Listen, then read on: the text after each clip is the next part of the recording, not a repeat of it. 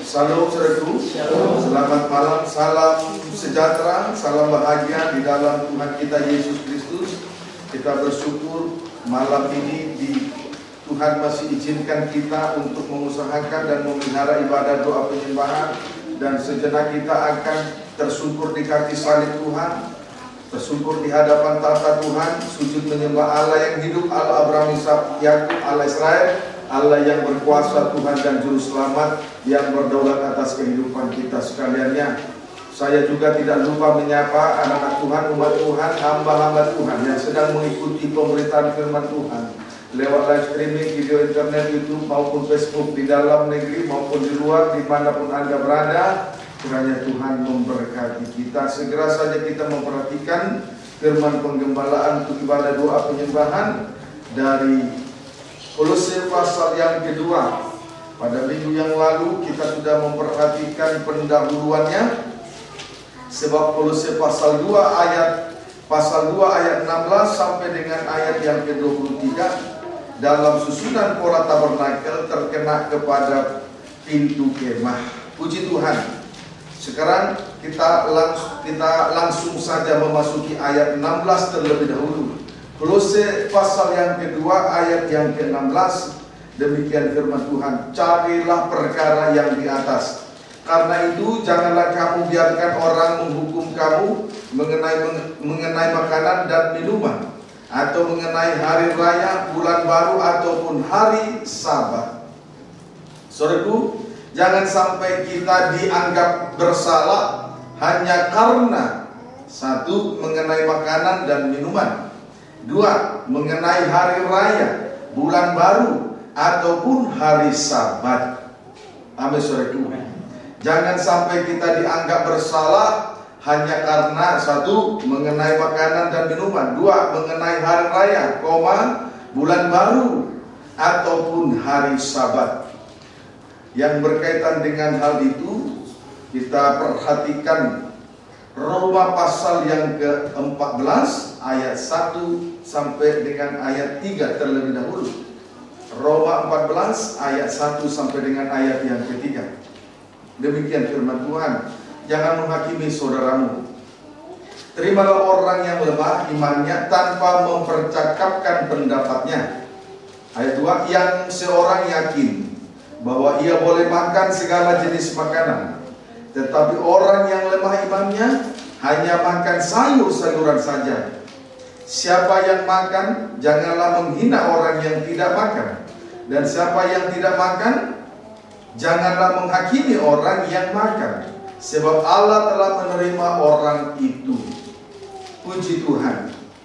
Saudaraku, sibuk dalam hal saling menghakimi dan saling mempersalahkan hanya karena soal makanan. Di sini kita perhatikan, sibuk dalam hal, di sini ada orang sibuk dalam hal saling menghakimi dan saling mempersalahkan hanya karena soal makanan dan minuman. Ayat yang keempat, siapakah kamu sehingga kamu menghakimi hamba orang lain? Entahkah ia berdiri, entahkah ia jatuh, itu adalah urusan tuannya sendiri. Tetapi ia akan tetap berdiri karena Tuhan berkuasa menjaga dia terus berdiri. Bagaimanapun keadaan seseorang, Tuhanlah yang berurusan dengan dia. Berarti kita tidak berhak menghakimi orang lain, apalagi dalam hal makanan. Amin, saudaraku. Apalagi dalam hal makanan. Puji Tuhan. Haleluya. Ayat yang kelima, yang seorang menganggap hari yang satu lebih penting daripada hari yang lain, tetapi yang lain menganggap semua hari sama saja.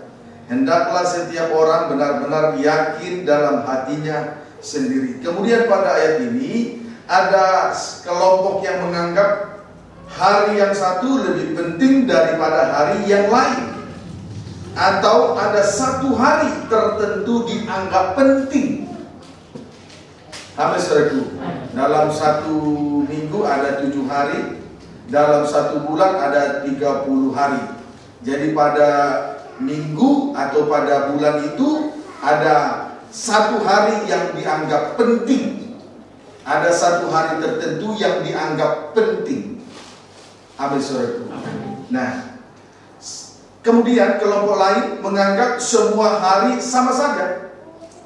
Kemudian kelompok yang lain menganggap semua hari sama saja. Puji Tuhan.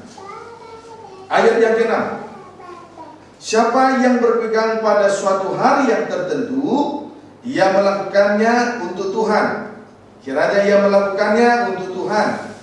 Dan siapa makan, kiranya ia melakukannya juga untuk Tuhan, sebab ia mengucap syukur kepada Allah. Dan siapa tidak makan, ia melakukannya juga untuk Tuhan, dan ia juga mengucap syukur kepada Allah. Kemudian pada ayat 6 ini, di sini kita perhatikan bahwa siapa yang berpegang pada hari tertentu, lakukanlah itu untuk Tuhan serta mengucap syukur. Kemudian siapa yang makan atau siapa yang tidak makan, lakukan juga itu untuk Tuhan, disertai dengan ucapan syukur kepada Allah. Amin, saudaraku. Puji Tuhan. Jadi pada ayat 6, kesimpulannya soal makan dan soal hari, siapa yang berpegang pada hari tertentu, lakukanlah itu untuk Tuhan, disertai ucapan syukur. Kemudian siapa yang makan atau siapa yang tidak makan, lakukan juga itu untuk Tuhan, disertai dengan ucapan syukur kepada Allah. Entahkah orang itu makan atau tidak makan, semuanya itu kita lakukan untuk Tuhan, disertai dengan ucapan syukur. Amin, saudaraku. Dan siapapun yang berpegang kepada satu hari tertentu, lakukan juga itu untuk Tuhan, disertai dengan ucapan syukur. Haleluya. Amin, saudaraku. Ayat 10 dan 12. Roma 14 ayat 10 dan 12. Tetapi engkau, mengapa engkau menghakimi saudaramu?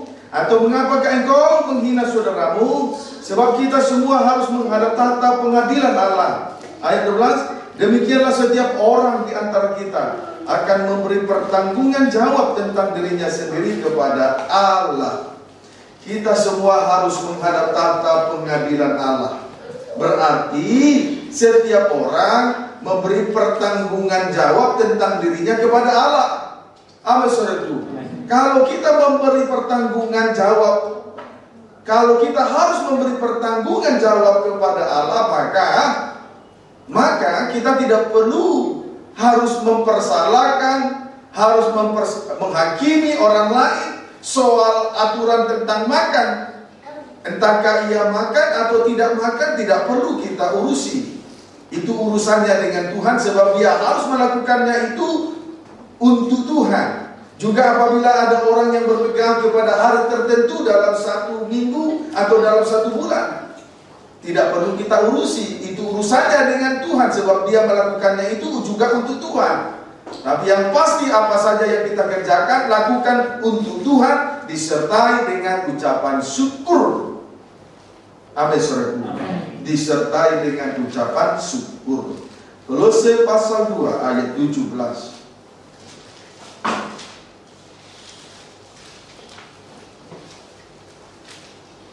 Kolose 2 ayat 17.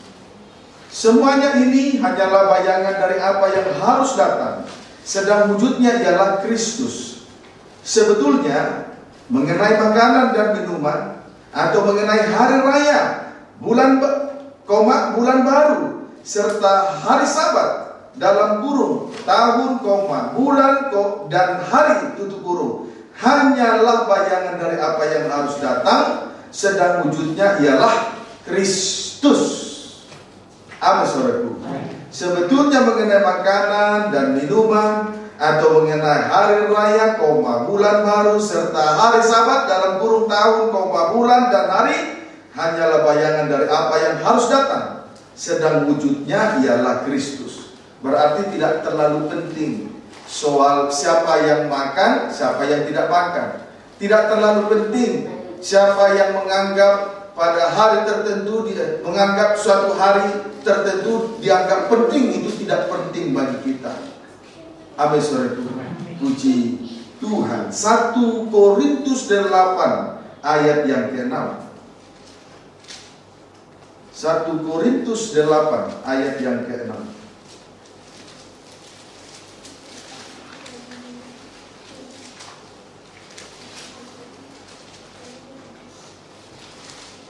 Satu Korintus 8 ayat 6, demikian firman Tuhan. Namun bagi kita hanya ada satu Allah saja, yaitu Bapa, yang daripadanya berasal segala sesuatu dan yang untuk Dia kita hidup. Dan satu Tuhan saja, yaitu Yesus Kristus, yang olehnya segala sesuatu telah dijadikan dan yang karena Dia kita hidup. Hal penting untuk kita ketahui dengan pasti. Hal penting untuk kita ketahui dengan pasti. Titik 2a. Hanya ada satu Allah saja, yaitu Bapa.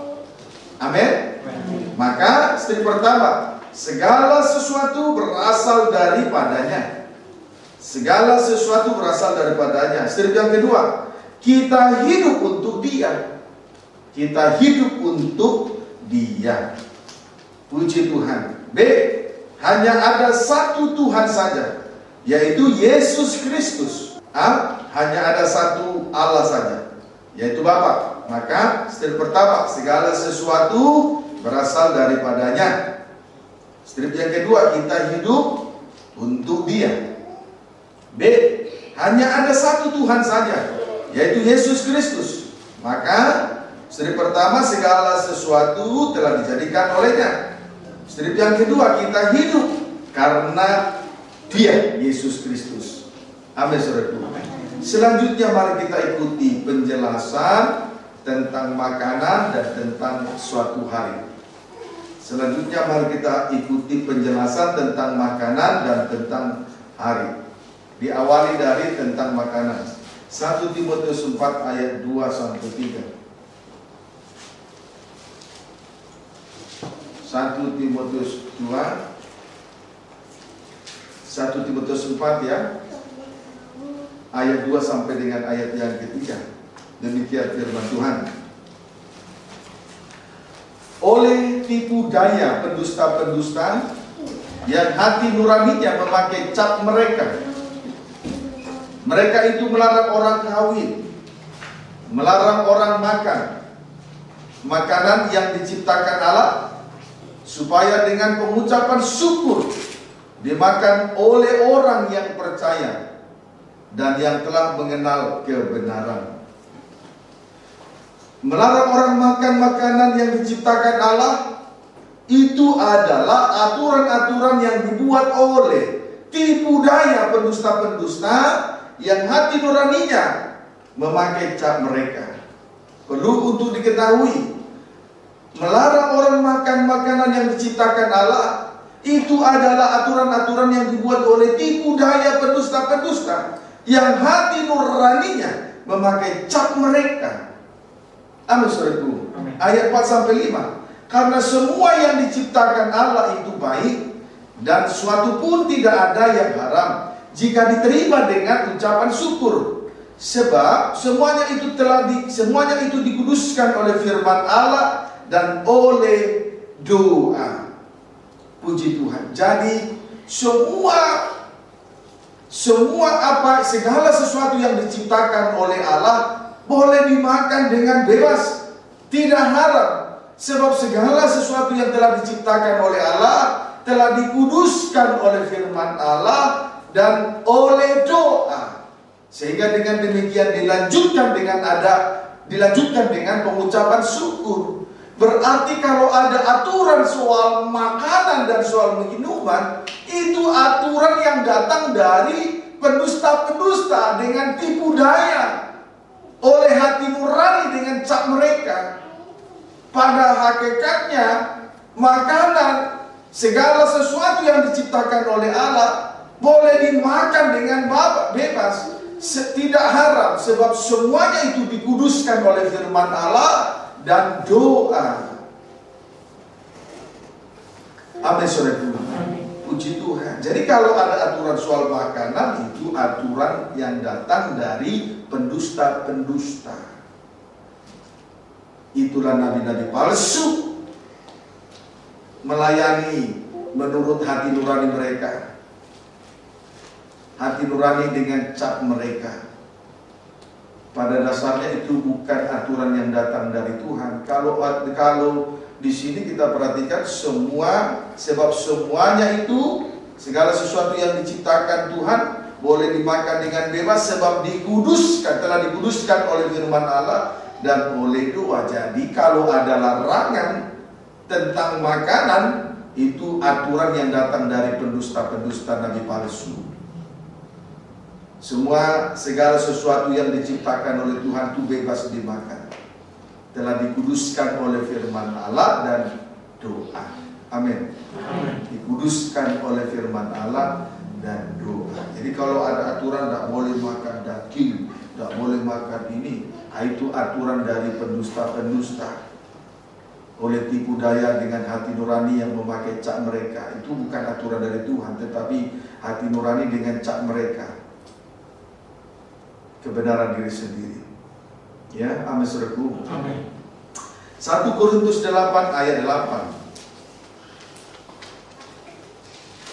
1 Korintus 8 ayat 8. Demikian firman Tuhan. Makanan tidak membawa kita lebih dekat kepada Allah. Kita tidak rugi apa-apa kalau tidak kita makan. Dan kita tidak untung apa-apa kalau kita makan. Puji Tuhan. Perlu untuk diketahui, makanan tidak membawa kita lebih dekat kepada Allah. Makanan tidak membawa kita lebih dekat kepada Allah. Jadi seperti apapun aturan yang dibuat oleh pendusta-pendusta dengan tipu daya mereka tentang aturan tentang makanan, tidak ada faedahnya. Sebab makanan tidak membawa kita menjadi dekat kepada Tuhan. Jadi aturan tentang makanan tidak ada faedahnya. Sebab makanan tidak membawa kita lebih dekat kepada Tuhan. Amin, saudara itu. Tidak membawa kita lebih dekat kepada Tuhan. Kemudian perhatikan, manusia hidup bukan karena makanan, tetapi dari setiap perkataan yang keluar dari mulut Allah. Matius 4 ayat yang keempat. Step pertama, kita tidak rugi apa-apa kalau tidak kita makan. Step yang kedua, kita juga tidak untung apa-apa kalau kita makan. Tidak ada faedahnya. Aturan tentang makanan, apakah makanan itu boleh dimakan atau tidak boleh dimakan, tidak ada faedahnya. Sebab makanan tidak membawa kita untuk menjadi dekat kepada Allah. Ya, amin. Puji Tuhan. Sebab itu saya ulangi, step pertama, kita tidak rugi apa-apa kalau tidak kita makan. Step yang kedua, kita juga tidak untung apa-apa kalau kita makan. Jadi aturan tentang makanan boleh dimakan atau tidak boleh dimakan itu tidak ada faedahnya. Puji Tuhan. Ayat 9. 1 Korintus 8 ayat 9. Tetapi jagalah supaya kebebasanmu ini jangan menjadi batu sandungan bagi mereka yang lemah. Yang terpenting di sini adalah menjaga kebebasan. Maksudnya adalah supaya orang lain jangan tersandung. Maksudnya adalah supaya orang lain jangan tersandung. Puji Tuhan. Yang terpenting di sini adalah kebebasan. Maksudnya adalah supaya orang lain jangan tersandung hanya karena soal makanan. Puji Tuhan. Amin, saudaraku. Saudaraku, supaya jangan terjebak dengan aturan-aturan tentang makanan yang dibuat oleh pendusta-pendusta tadi, supaya kita jangan terjebak dengan segala aturan-aturan tentang makanan yang dibuat oleh pendusta-pendusta dengan segala tipu daya mereka, maka kita baca 1 Timotius 4 ayat 7. 1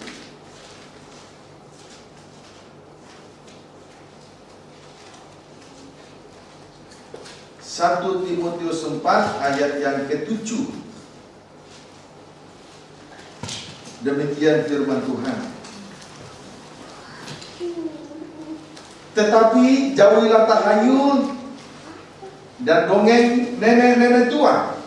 Latihlah dirimu beribadah. Puji Tuhan.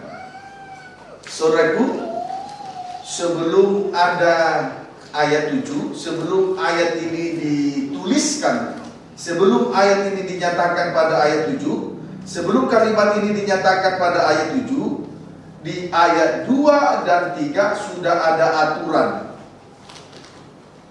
Apa saudaraku? Aturan tentang makanan. Ada larangan tentang makanan.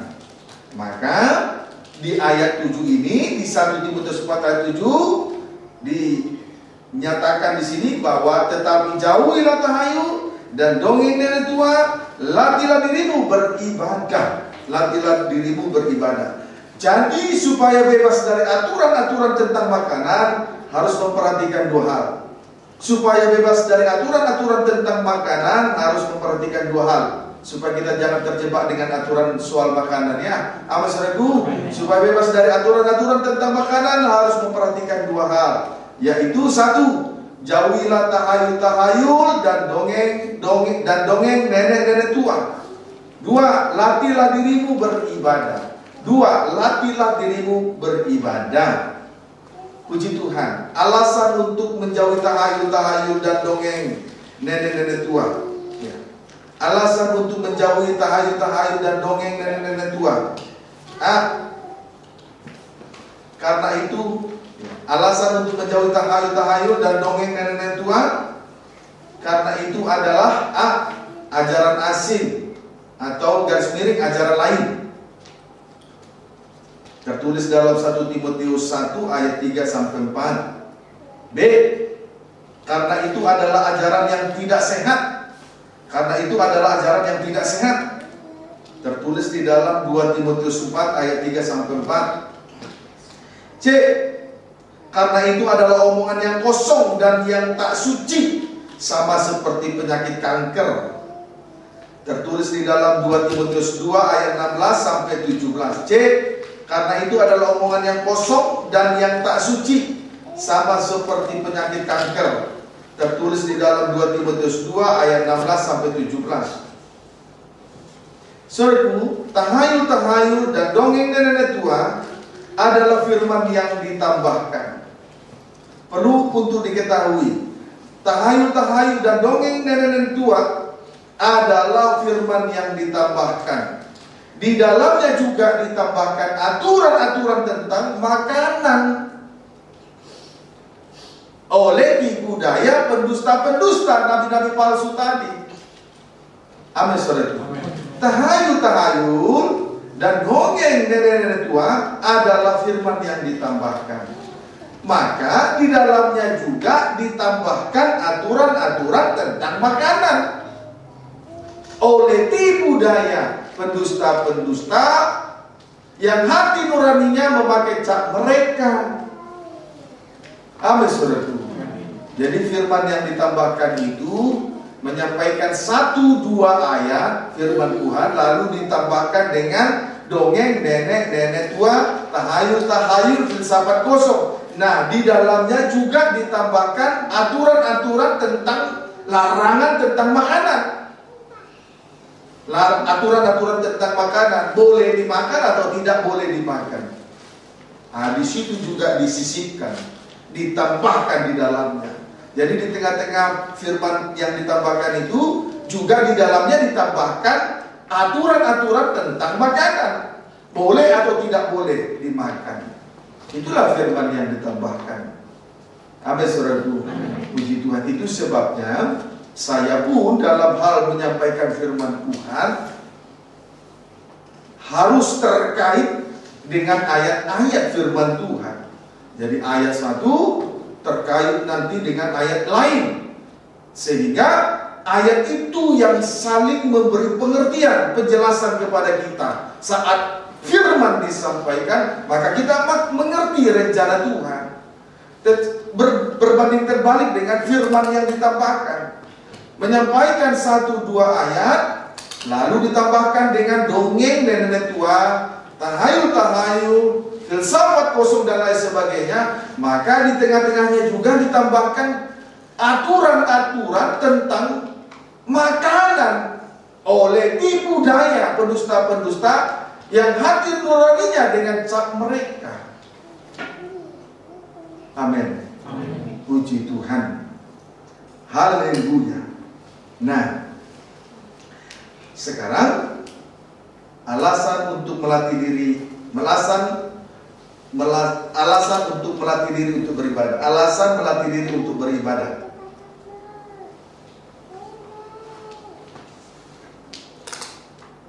Tadi alasan untuk menjauhi tahayul ya, dan dongeng nenek tua.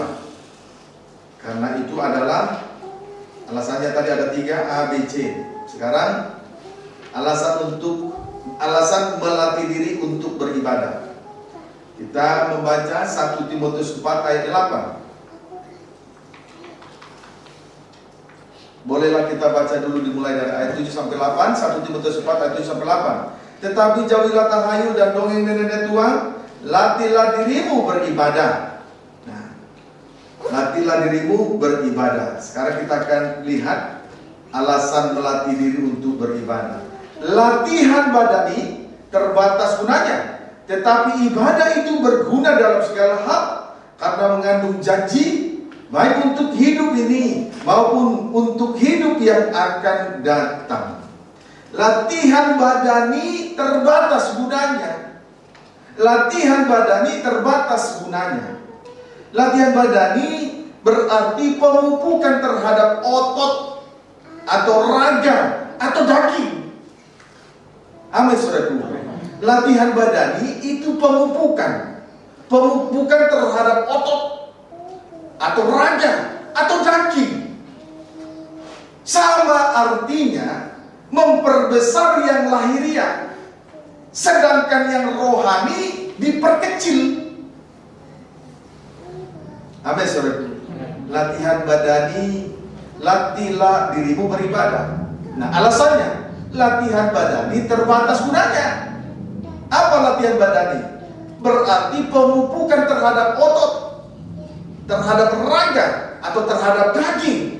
Sama artinya memperbesar yang lahiriah, sedangkan yang rohani, yaitu yang berkaitan dengan ibadah dan pelayanan, diperkecil. Puji Tuhan. Baik, kita lihat hal ini di dalam Ulangan pasal 25. Ulangan pasal 25. Siapa yang memperbesar lahiriah, sedangkan yang rohani diperkecil, ayo jangan lagi begitu ya. Amin, saudaraku. Yang tidak baik untuk memuaskan hawa nafsunya jangan diperbesar lagi. Karena kalau itu diperbesar, itulah yang disebut latihan badani. Yang rohani nanti menjadi kecil. Curang namanya, curang tidak adil di hadapan Tuhan. Amin, saudaraku. Memperbesar yang lahiriah, yang rohani diperkecil, curang. Sementara Tuhan kita itu adil, jujur, benar, setia. Dan itu dinyatakan kepada kita. Maka kalau hanya melatih badani saja, itu curang. Yang lahiriah diperbesar, yang rohani diperkecil, curang di hadapan Tuhan. Sementara Tuhan itu adil, jujur, setia kepada kita. Amin. Ulangan 25 ayat 13 sampai dengan ayat 16. Ulangan 25 ayat 13 sampai 16. Demikian firman Tuhan. Sukatan dan timbangan yang benar janganlah ada di dalam pundi-pundimu. 2 macam batu timbangan, yang besar dan yang kecil. Janganlah ada dalam rumahmu 2 macam eva, yang besar dan yang kecil. Haruslah ada padamu batu timbangan yang utuh dan tepat. Haruslah ada padamu eva yang utuh dan tepat, supaya lanjut umurmu di tanah yang diberikan kepadamu oleh Tuhan Allahmu. Puji Tuhan. Di sini kita temukan dua macam hal, ada dua macam hal, timbangan dan takaran dalam kurung eva. Takaran atau sukatan dalam kurung eva. Ada dua macam hal, timbangan dan hal takaran, sukatan atau eva. Amin. Puji Tuhan. Satu, jangan ada di dalam pundi-pundi dua macam timbangan yang besar dan yang kecil.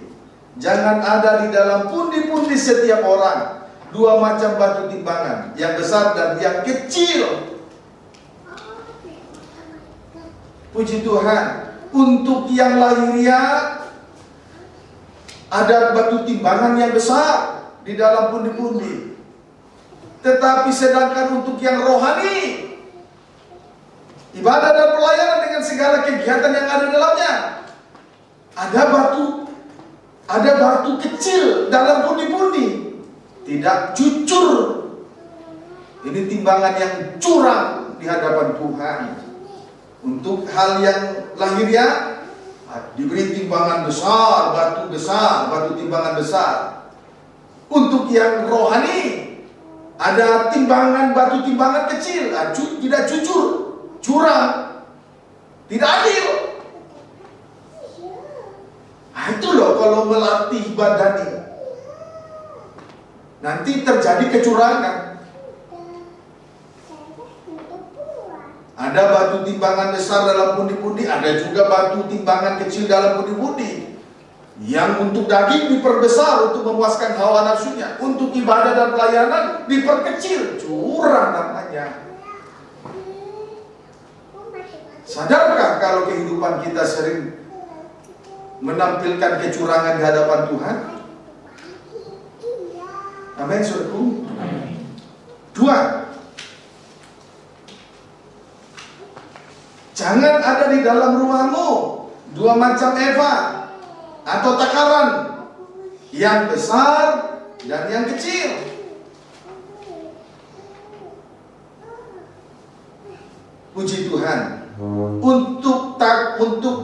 Untuk sifatnya yang daging, takaran besar untuk daging, tapi takaran kecil untuk firman. Nah, itu namanya tidak adil, curang juga namanya. Eva kecil untuk firman, tapi eva besar untuk daging, untuk memuaskan hawa nafsunya. Itu curang namanya. Sebab itu orang curang, tidak adil, tidak jujur, umurnya pendek, tidak panjang umurnya. Amin, saudaraku. Puji Tuhan. Ayo, untuk daging diperbesar, untuk yang rohani tidak diperkecil.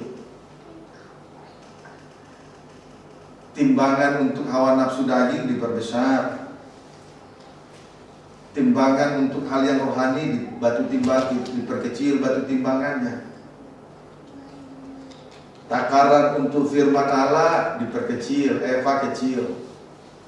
Tapi takaran untuk memuaskan hawa nafsu dagingnya diperbesar, kan curang namanya. Amin, saudaraku. Puji Tuhan. Nah, Amsal 20 ayat 10.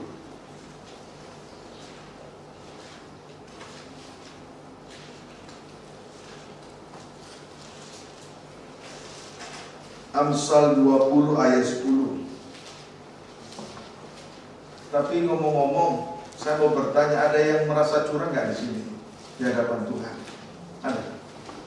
Untuk hawa nafsu daging diperbesar evanya.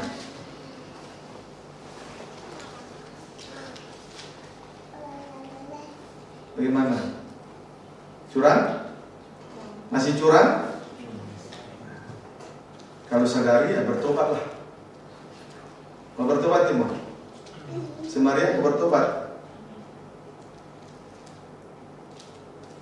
Dari percaya melayani, jangan kecewakan Tuhan Yesus oleh karena kenajisan. Tak boleh, ya? Amin. Kita berurusan dengan Tuhan, berkali-kali kita tipu Tuhan Yesus. Curang namanya. Tak boleh. Jangan gunakan ayat firman untuk kepentingan yang najis ya. Amin. Tidak boleh. Misalnya diambil Kidung Agung, ada lagi yang lain, berdua lebih baik daripada sendiri. Tapi untuk hal yang najis tidak boleh. Itu merangsang dosa itu. Tapi kalau ayat firman untuk membangun, menghibur, menasihati, ada ayatnya untuk melakukan itu. Yang najis tidak boleh, curang namanya. Untuk kebenaran, Evanya kecil. Untuk hawa nafsu daging, Evanya besar, curang namanya.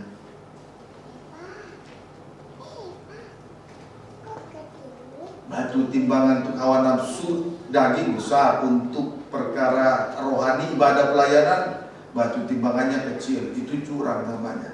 Sebab itu orang curang tidak lanjut umurnya, pendek. Siapa yang mau panjang umurnya? Puji Tuhan. Baik, Amsal 20 ayat 10. Dua macam batu timbangan, dua macam takaran atau eva, kedua-duanya adalah kekejian bagi Tuhan. Sama dengan ayat yang ke-23. Dua macam batu timbangan adalah kekejian bagi Tuhan, dan neraca serong itu tidak baik.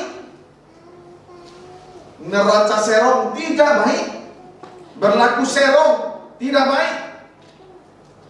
Kalau hati suami serong kepada yang lain tidak baik, hati seorang istri serong kepada laki-laki lain tidak baik.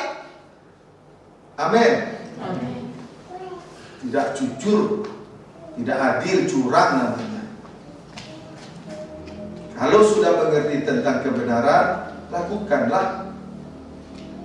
Yang rusak akal budi kebijaksanaan itu hanya karena kecurangan. Puji Tuhan. Imamat 19 ayat 35 sampai 37.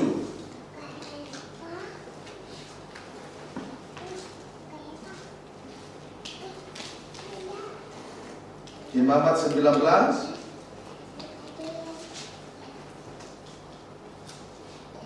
ayat 35 sampai 37. Demikian, janganlah kamu berbuat curang dalam peradilan mengenai ukuran, timbangan dan sukatan, neraca yang betul, batu timbangan yang betul, eva yang betul, dan hin yang betul haruslah kamu pakai. Akulah Tuhan Allahmu yang membawa kamu keluar dari tanah Mesir. Jadi kalau kita berlaku adil di hadapan Tuhan, berarti menunjukkan bahwa kita sadar bahwa Tuhanlah yang membebaskan kita dari perbudakan dosa dunia ini.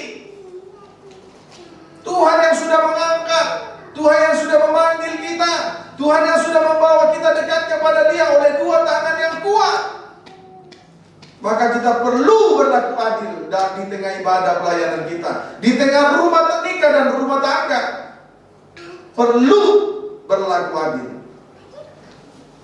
Karena Tuhan yang memanggil kita dari kegelapan dosa. Ya, amin saudaraku. Perlu berlaku adil. Puji Tuhan. Kalau nikah rusak, buah nikah rusak. Paham saudaraku? Itu berlaku dalam hal jasmani maupun rohani. Itu sebabnya dalam setiap ada kesempatan selalu membangun. Ayo, kalau ingin menolong orang lain, dimulai dari diri kita sendiri. Dimulai dari lahir dan batin kita berlaku adil di hadapan Tuhan. Kita seringkali memaksakan orang lain untuk baik, tapi kita tidak mulai dari diri kita sendiri. Tidak adil namanya. Paham saudaraku? Puji Tuhan. Kiranya dapat dipahami dengan baik. Jadi kalau kita berlaku adil, berarti tanda bahwa dia menyadari bahwa dia diangkat dari lumpur dosa, dipanggil dari gelapnya dunia ini oleh darah anak domba yang sudah menebus, mengampuni dan menyucikan kita. Amin saudaraku. Puji Tuhan. Kemudian sekarang yang Tuhan mau adalah, mari kita kembali membaca 1 Timotius 4.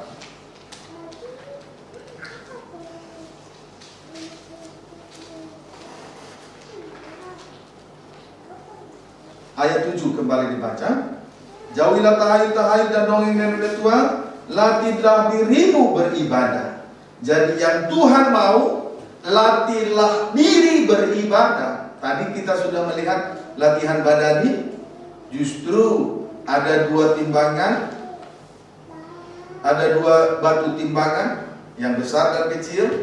Ada 2 juga takaran Eva, yang besar dan kecil. Berarti tidak adil. Amin, saudaraku. Tidak adil. Puji Tuhan. Itu latihan badani, memupuk, memperbesar otot, raga, badan. Puji Tuhan. Jadinya curang, tidak adil. Nah, yang Tuhan mau, latihlah diri beribadah. Latihlah diri beribadah. 2 Timotius 3 ayat 12.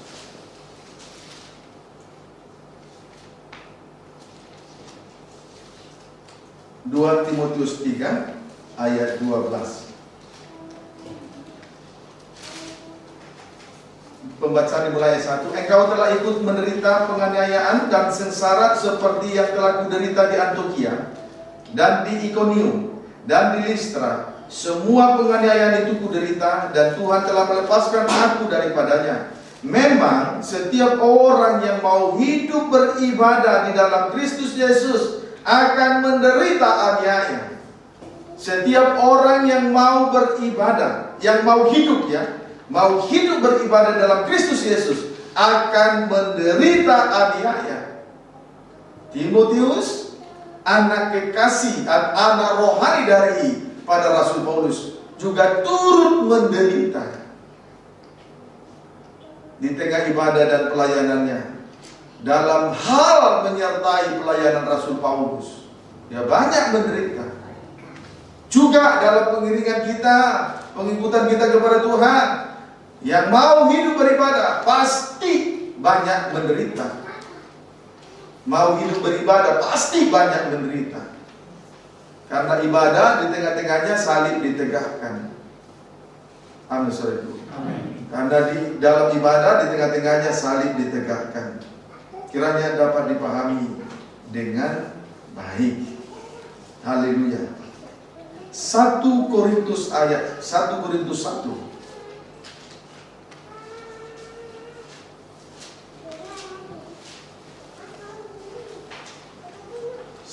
Korintus 1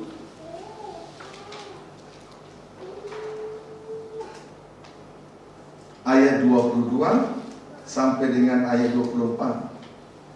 Oleh karena dunia ayat 22, orang-orang Yahudi menghendaki tanda dan orang-orang Yunani mencari hikmat, tetapi kami memberitakan Kristus yang disalibkan. Untuk orang-orang Yahudi suatu batu sandungan, dan untuk orang-orang bukan Yahudi suatu kebodohan. Tetapi untuk mereka yang dipanggil, baik orang Yahudi maupun orang bukan Yahudi, Kristus adalah kekuatan Allah dan hikmat Allah. Sengsara salib, aniaya karena firman adalah kekuatan Allah dan hikmat Allah. Memang orang yang mau hidup beribadah banyak menderita. Tetapi ingat, oleh sengsara salib dan aniaya karena firman yang kita alami, maka kita memiliki kekuatan dan hikmat dari Allah. Ketika kita lemah, menderita, sengsara karena salib, di situ kita kuat. Tetapi saat kita merasa kuat, saat itulah kita lemah. Puji Tuhan, kiranya dapat dipahami dengan baik. Oleh sebab itu, juga kembali dinyatakan dalam 1 Timotius pasal 6 ayat 6 sampai dengan ayat 8. Saudaraku, ibadah kalau disertai dengan ucapan, disertai dengan rasa cukup, akan memberi keuntungan yang besar. Akan memberikan keuntungan yang besar. asal ada makanan dan pakaian, cukuplah. Amin, saudaraku. Asal ada makanan dan pakaian, cukuplah. Ibadah kalau disertai dengan rasa cukup, memberi keuntungan yang besar. Apa rasa cukup? Asal ada makanan dan pakaian, itu cukup, lebih daripada cukup. Amin, saudaraku. Ibadah disertai dengan rasa cukup, memberi keuntungan besar. Apa rasa cukup? Asal ada makanan, asal ada pakaian, cukuplah. Makanan itulah firman Allah, kebenaran yang berasal dari salib. Firman Allah itulah makanan rohani, kebenaran yang berasal dari salib. Puji Tuhan, kita membutuhkan makanan sebagai asupan yang memberi suatu energi baru, kekuatan baru untuk menghadapi hal-hal yang tak suci, pengaruh-pengaruh yang tak suci. Amin, saudaraku. Puji Tuhan. Kemudian pakaian berguna untuk menutupi dosa ketelanjangan yang memalukan. Itu menunjuk kepada kasih Allah. Amin, saudaraku. Puji Tuhan. Nah, saudaraku, kita bersyukur kepada Tuhan. Baik, kita lanjut hari. Tentang hari, Galatia 4 ayat 8 sampai 10. Dipercepat. Galatia 4 ayat 8 sampai 10. Galatia 4 ayat 8 sampai 10. Dahulu ketika kamu tidak mengenal Allah, kamu memperhambakan diri kepada Allah yang pada hakikatnya bukan Allah.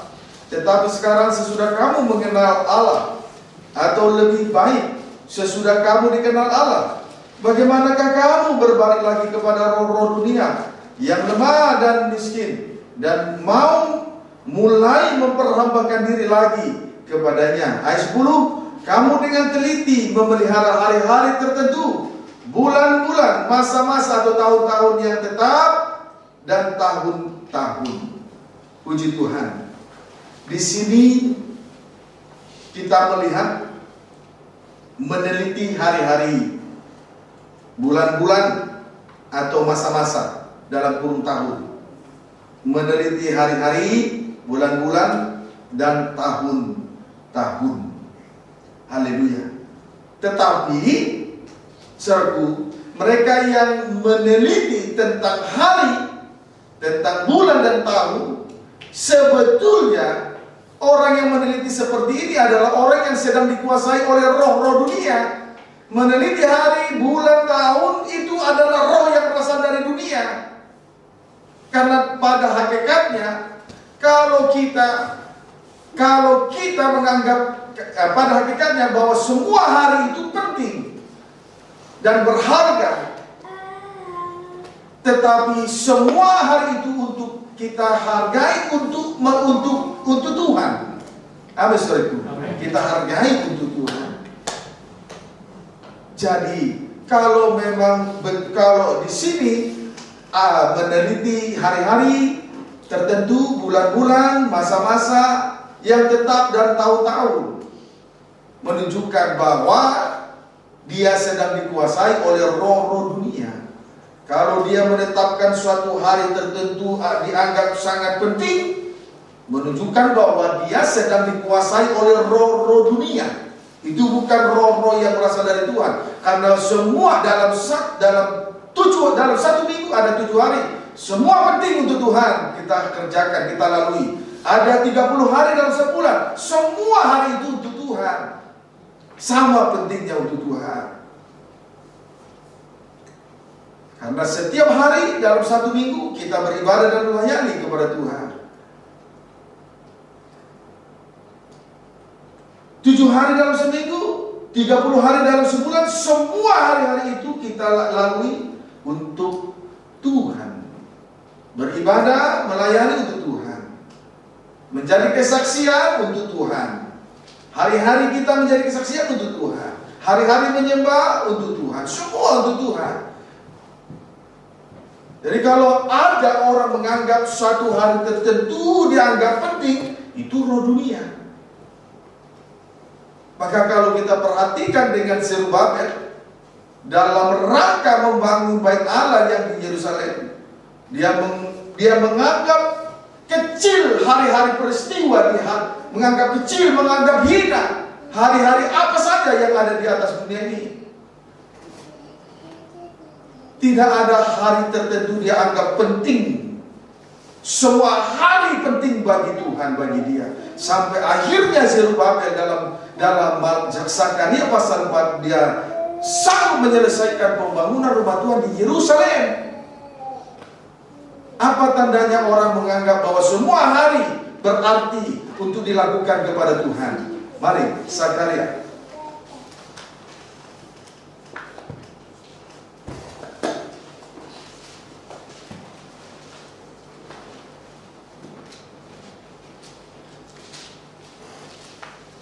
Zakaria pasal 4 ayat 6 dan sampai dengan ayat 10. Maka berbicaralah ia, katanya, inilah firman Tuhan kepada Zerubabel, bunyinya, bukan dengan keperkasaan dan bukan dengan kekuatan, melainkan dengan rohku, firman Tuhan semesta alam. Siapakah engkau, gunung yang besar? Di depan Zerubabel engkau menjadi tanah rata. Ia akan mengangkat batu utama. Sedang orang bersorak, bagus, bagus sekali batu itu. Kemudian datanglah firman Tuhan kepadaku demikian, tangan Zerubabel telah meletakkan dasar rumah itu ini, dan tangannya juga akan menyelesaikannya. Maka kamu akan mengetahui bahwa Tuhan semesta alam yang mengutus aku kepadamu. Sebab siapa yang memandang hina hari peristiwa-peristiwa yang kecil, mereka akan bersukaria melihat batu pilihan di tangan Zerubabel. Yang 7 ini adalah mata Tuhan yang menjelajah seluruh bumi. Puji Tuhan. Intinya di sini ayat 6 sampai dengan ayat 10, Zerubabel menyelesaikan tugas, yaitu dia menunaikan tugas pelayanannya di hadapan Tuhan, yaitu dalam rangka membangun bait Allah di Yerusalem. Dan tugas itu ditunaikan dengan baik sampai selesai. Namun di sini ada satu perkara yang sangat penting untuk kita perhatikan, yaitu pada ayat yang ke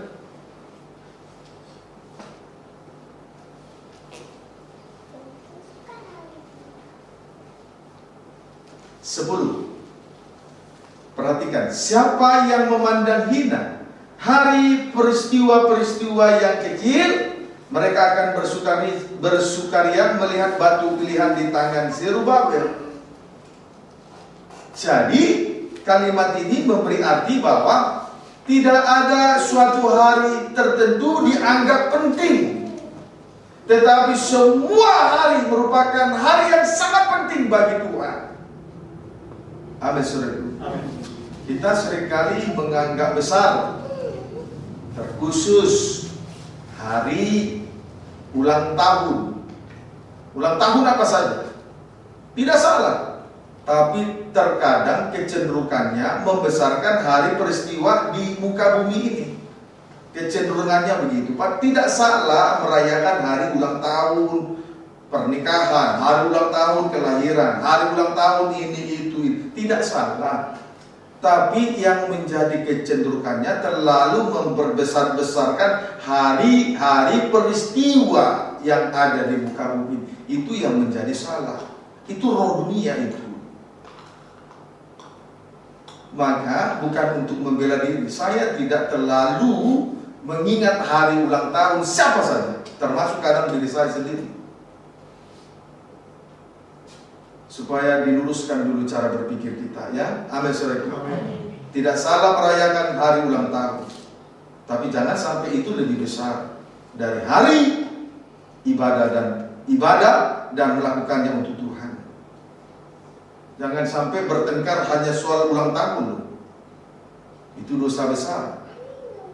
Tapi hal yang suci tidak diutamakan, nah, itu curang namanya.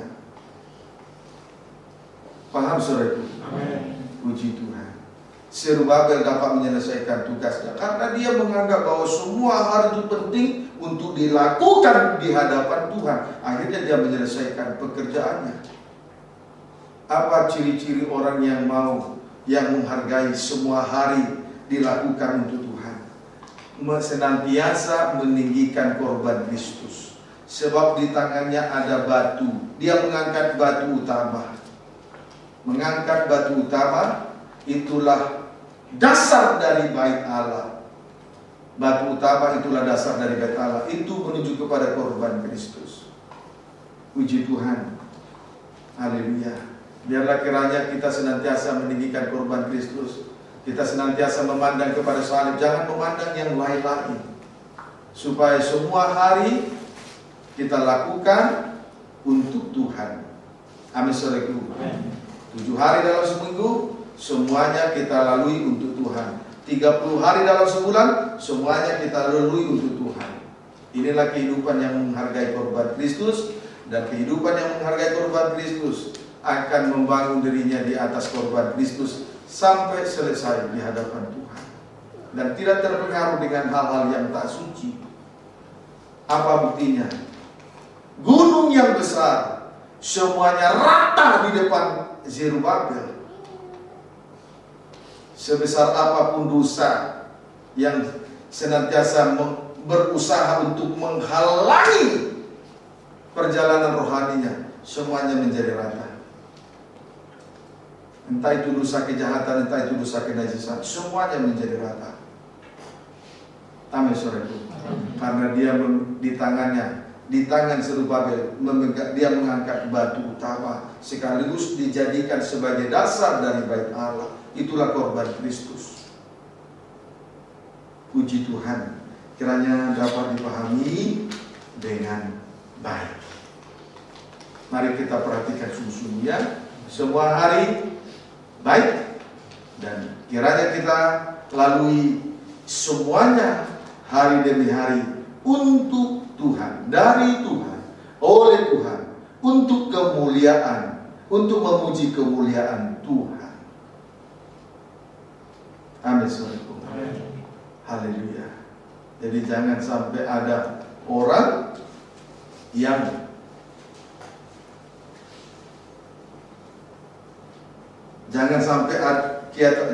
janganlah kamu biarkan orang menghukum kamu mengenai makanan dan minuman, atau mengenai hari raya, bulan baru, ataupun hari Sabat.